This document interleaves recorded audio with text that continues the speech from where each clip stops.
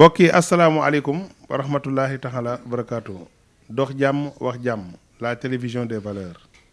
tey nag ñu ngi tamit ba tey ci li nga xam ni mooy local 2022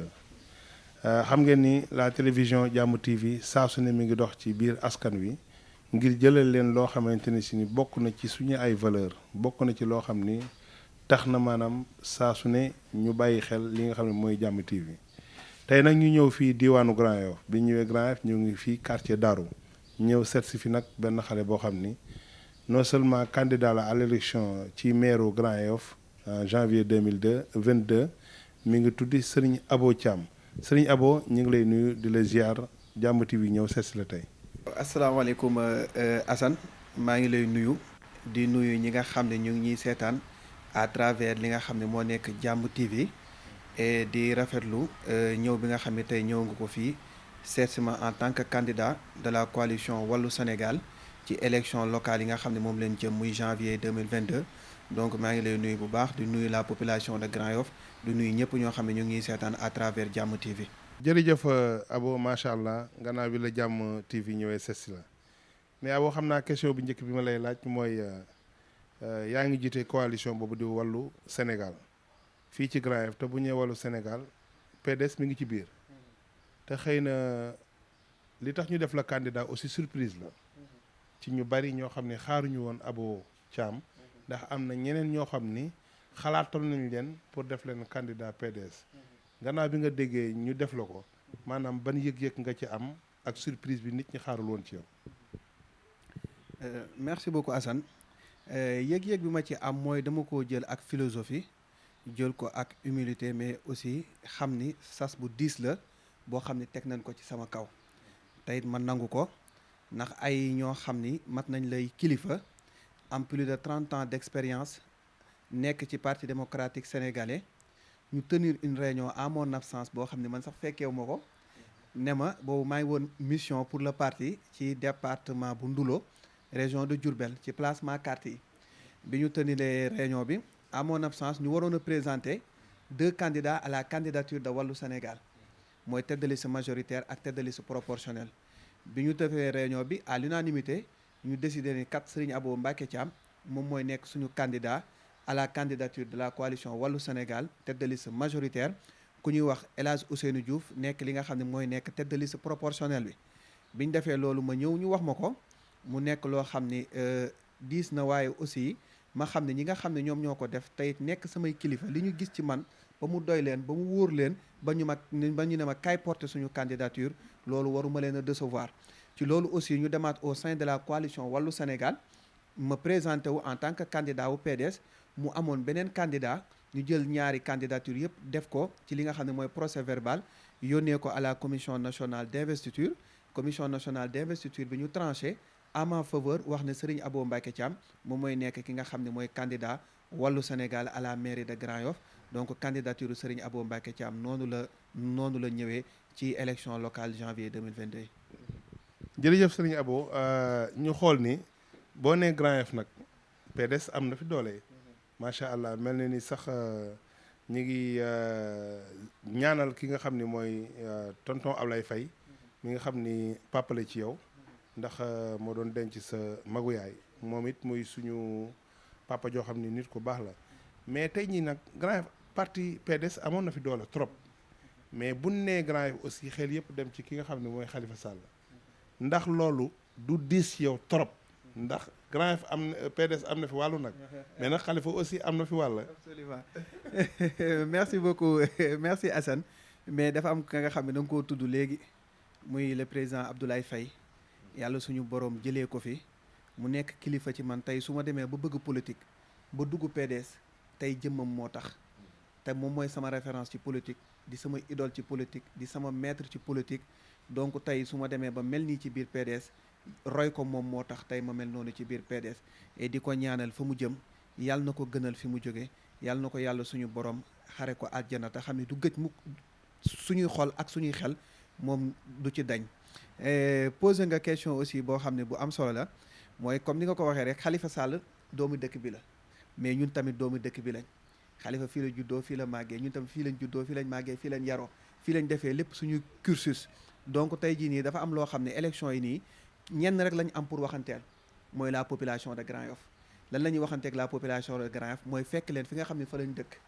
waxtaan ak ñoom wax leen programme bi nga xam ne moom lañ am ci Grand Yoff ak yéene bi nga xam ne moom lañ am ci Grand Yoff. bu leen programme boobu ak yéene boobu dayee ñu jël ñu teg ñu ci boppu maire bi. donc ci élection yi ñu jëm ñun calculé wu ñu benn candidat calculé wu ñu benn leader benn ñenn rek lañ am pour waxanteel mooy la population de Grand Yoff. donc leader bu fi mënti nekk ak candidat bu fi mënti nekk ñun amuñu affaire ak moom ñun population Grand Yoff la ñu am affaire ak moom xool nañ leen di convaincre ba ñu mun noo voter au soir du 23 janvier. mais Abo xam nga bu ñu waxee Grand Yoff la plupart des candidats yi fi nekk nit ñi xam nañ leen ci social. ñu am loo xam ne def nañ ko ci social.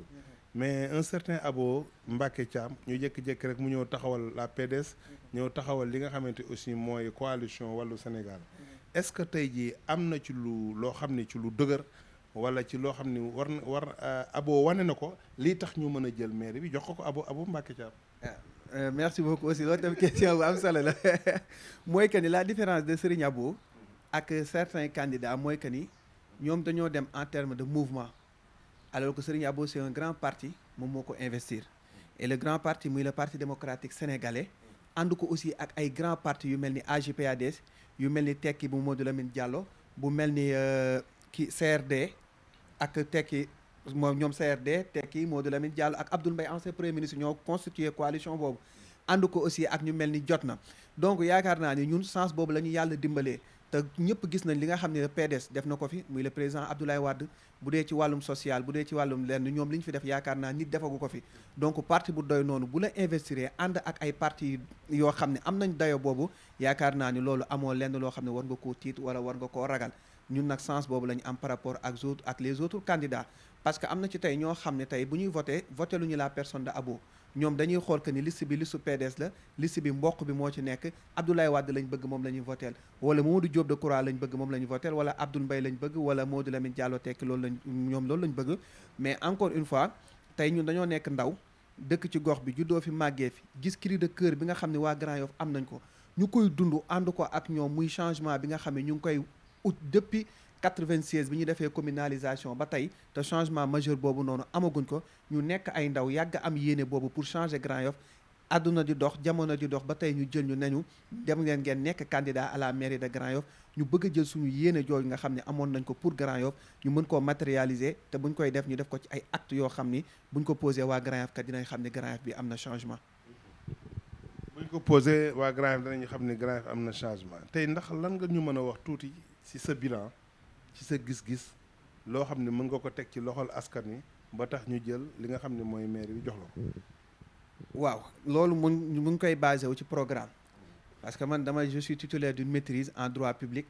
option management pour relations internationales def li nga xam ne mooy droit des collectivités territoriales nan la ñu war a gérer maire yi ak lan la ko li nga xam ne mooy code bi may et ci loolu ñun si la ñu basé wu ba jël suñu programme tënk ko ci 9 domaines de compétence yi nga xam ne moom lañ may maire parce que nekkuñu ci ñi nga xam ne dañuy ñëw naan leen dinañ leen defaral tali dinañ régler la question de l'assainissement wala dinañ régler question insécurité parce que maire dafa am lu mu moom état am lu mu moom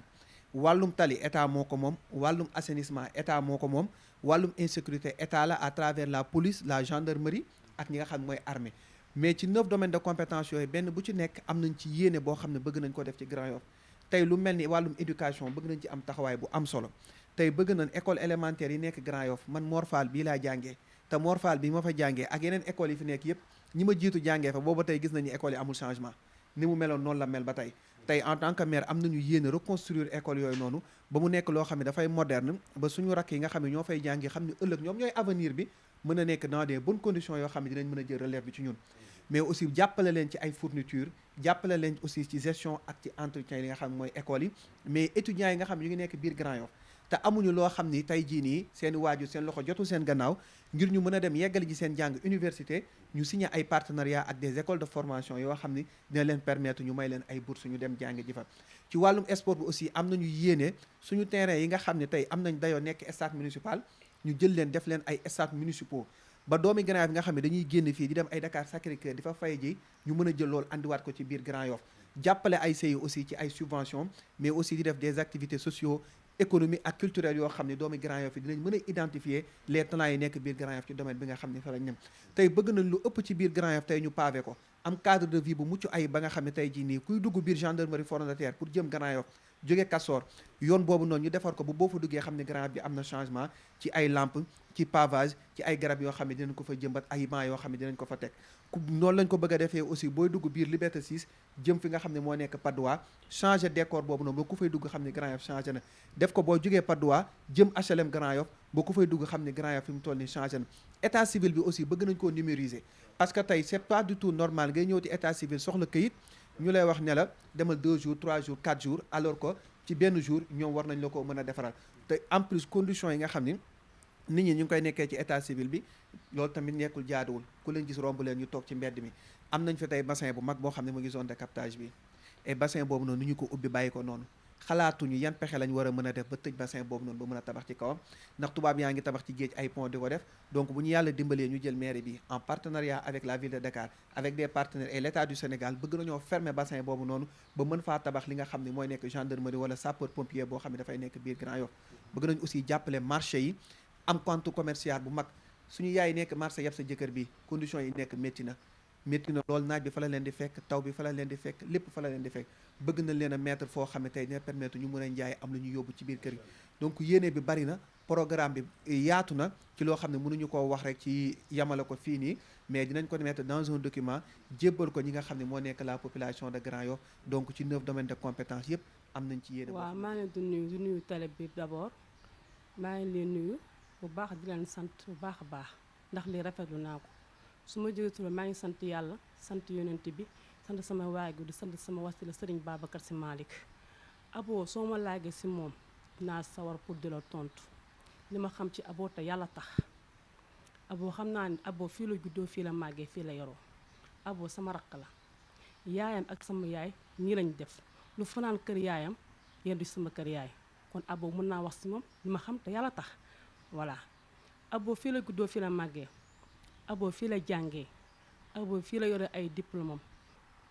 ñëpp mag yaa ngi fi kilifa yaa ngi fi mairie ñun jeunes yëpp a ngi fi ñu jël waxtaan ba jiboo jël Abo teg ko mu jiite coalition bi tax mën naa ne ndax moom moo ko liggéey Abo demul dikkul Abo kër yaayam nga koy fekk ak ay copains yam ka fooree xamuluma Abo dara lu ñaaw jàpp yaayam jàpp ay rakam jàpp ay jàmburam parce que man fii dama fi gëj kër Awa fi chaque jour man maa ngi fii waaw mun na nekk parce que lu waaye am rek yaa ko liggéeyal sa bopp Abo moo liggéey li tax mu doon nekk candidat mairie Grand Yoff te Abo xale la mën na ko yor am na ci moom yaakaar ndax yaakaar nañu Abo bu nekkee mairie Grand Yoff lépp ñu naqari rek moom dina ko faj loolu moo tax ñu sukkandiku si loolu pour bëgg ko fal mu nekk mairie Grand Yoff waaw li may mën a wax bari na bariwul jeune Grand Yoff yëpp damaa bëgg ñu jàppale Abo ndax Abo suñ ko jàppalee comme ni ma la wax rek lépp loo xam naqar nañ ci Grand Yoff ñu koy jooytu góor jigéen mag ndaw xale yëpp du nga tëdd nelaw ba yàndoo surtout maa ñi nga xam dañoo yor xale yaa ngi dégg dëkk bi neexul képp koo xamante mu ngi dimbali situation yu nekk ci Grand Yoff dañ ci ànd ak yow may woo góor ñi jigéen ñi sama yaay sama tante yi sama copine ñun ñëpp ñu àndandoo wooteel Abo fal ko mu nekk mairie Grand Yoff waa li ma leen di wax mooy lan ak Jàmm TV li ma leen di wax mooy lan dama bëgg ñu boore xol yi tàppee ko mu doon benn ndax àdduna amul solo ñoo bokk ndey ñoo bokk baay am na yoo xam ne xajul suñuy diggante ndax ñi ñëpp benn lañu ñu ñëpp ay doomu Grand Yoff lañu ñu bàyyi xeexoo bi yàqante bi gaañante bi amul solo ndax koo gaañ tey bu subaa di mel ne ni yow sa bopp nga gaañ après da ngay am kersa mieux vaut kon jaru ko na rafet rek na àdduna amul surtout ñëpp benn lañu boo xam ne bëgg nañ ko ànd ak waa Grand Yoff xam naa ne ak temps bi mais balaa may ñëw sama dernière question li ma lay laaj mooy Abo bu ñu dee PDS tout le monde pense à Karim Wade et depuis loolu ça fait des années Karim mi ngi Qatar ñëwul fii fan ngeen toll ak Karim ci parti bi. waaw Karim Meïssa Wade dañ ko fermer en prison génnee ko exilé ko génnee ko Sénégalais mais ce qui est waaw maag moom lañ dentandoo woon fa xam ne moo nekk Rëbës passé naa fa presque 1 an mais li problème bi mooy à chaque fois les gens dañuy demander Karim kañ lay ñëw mais du ñu demander lan moo yóbbu Karim ak lan moo ko génnee ci réew mi ndax ki ñëw ne Sénégalais kii daa jël seen alal toll ci 138 milliards mu war leen koo fay nga jékki-jékki mu ne la kooku génnee na ko ci réew mi exilé na ko ne ko dootoo fi duggati yaakaar naa war nañ laaj kooku aussi ne ko lan moo tax Karim Wade du ñëw ci biir réew mi ak lan moo tax nga génnee ko mais Karim moom xelam ak xalaatam ak yéeneem yëpp mi ngi ci Sénégal saa yu xëyee ci loolu lay dox xool nan lay def ba bis bu ko yàlla dénkee réew mi tey am nañ ci yaakaar mu mun a teg Sénégal ci fi nga xam ne moom lañ bëgg muy émergence bi ñuy wax vers le développement yaakaar naa ni Karim Wade ci fa mu nekk noonu ci loolu lay liggéey te yàggatul incha allahu rabbi sénégalais dinañ ko gis parce que Sénégal la dëkk fii la am te 2024 incha allahu rabbi il sera notre candidat et incha allahu rabbi dinañ ko yóbbu palais de la république ngir delloo njukkal le président Ablaye Wade parce que loolu rek la ko Sénégal deseel par rapport ak li nga xam ne def na ko fi. maa ngi rafetlu question bi di am mbégte tamit pour tontu ko Serigne Abo nag day nekk doomu Grand Yoff juddoo Grand Yoff màggee Grand Yoff jàngee Grand Yoff ba dem université nekk fa fac droit nekk juriste de formation Serigne Abo nag le fait que mu dugg ci politique bi nekk ci jàpp naa ni da ko fekk ay yaayam ay tantaam ak ay magam nekk ci ba tey jii mu dugg ci waaye man li ma xam ci moom mooy jikko yu nit di war a am ci kuy laaj maanaam sa gox mooy nekk na ku jub li ma xam ci moom nekk na ku dëggu nekk na ku yaru nekk na ku maanu te xam naa ni xel ni am na yéene bu rafet pour Grand Yoff am na yéene pour changement am na yéene pour jël turu Grand Yoff yóbbu ko fu ñuy déggee yenn cité yi Almadies Sacré-Cœur ba pare andi fi changement bu kenn mësta def ci Grand Yoff loolu daal xam naa ko te mën naa ko wax. waaw Grand Yoff nag comme li nga wax am na ténor bu mag bu fi nekk ku ñuy wax monsieur Khalifa Sall ba pare nekk politicien bu mag bu ñëpp ràññee waaye nag àdduna daa am loo xam ne mooy gëm-gëm maanaam gëm-gëm moo lay mën a permettre nga atteindre son objectif. Serigne Abo peut-être ñu bëri lii bett na leen ne Serigne Abo moo nekk candidat coalition Wallu Sénégal te ku ko am parti démocratique sénégalais xam ni parti bu mag a mag a mag la nekkul parti bu ndaw comme parti bu toll noonu bu demee ba jël un jeune ku toll ni Serigne Abo Mbacké Thiam porté ko mu nekk seen candidat ak Grand Yoff enjeu yu fi nekk ak Grand Yoff Khalifa Sall bu fi nekk war nañ xam ne comme loolu nekk na lu rëy ci loo xam ne parti bi tànn na ko te juumuñu ci tànn bi parce que dafa am ay qualité yu mu wane biir PDS am nu mu mel biir PDS ba loolu moo tax parti bu doon ni parti démocratique sénégalais ngemb ko pour mu nekk seen candidat au niveau de Grand Yoff te xam nañ ni baax a baax ni Khalifa Sall mu ngi fi am na ay mag yu fi nekk am na ay yeneen jeunes yu fi nekk waaye nag liggéey moo lay mën a tax ñu mun la teg sa place liggéey mooy tax ñu mun la jox sa wàccuwaay daf ko liggéey mérité ko nag ba tey jii mu egg fi mu egg waa Grand Yoff nag bi mu dëkk loolu da leen di jaaxal parce que Abo warul ci kenn di ñëw naan politicien la wala lii laa wala lee politicien bi amour la ci moom mu am amour boobu moo ko poussé ba tey jii waa PDS jël ko teg ko mu nekk seen candidat te macha allah heureusement que moom yàlla du ko dimbali ba affaire collectivité locale yi ñuy wax daf koo jàng ba pare nekk juriste moo tax tey jii ma jàpp ni bis bu yàlla dogaloon mu nekk candidat au niveau du mairie Grand Yoff bi di leen am maire boo xam ne musuñu koo am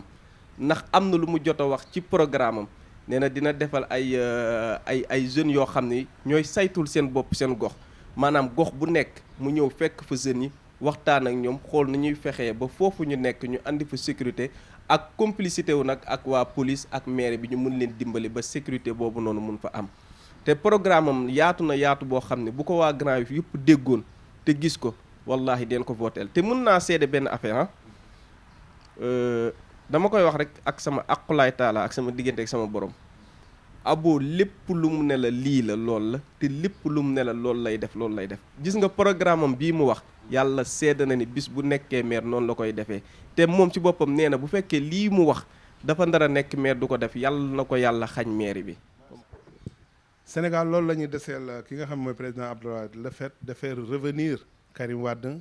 yóbbu ko palais en 2024 c'est le souhait de ñi nga xam ni mooy waa PDS xam naa ne suñu dernière question ci sëñ Abo mooy Grand Yoff nga dëkk fi nga juddoo fi nga yoroo macha allah fi nga jàngee mais am na fi ñoo xam ne tey say naataangoom lañu ay candidat lañu dëkk biir Grand Yoff te buñ nee Grand Yoff tout le monde pense que ni dafa nekk commune boo xam ni commune bu dense daal commune boo xam ni ay defanteeg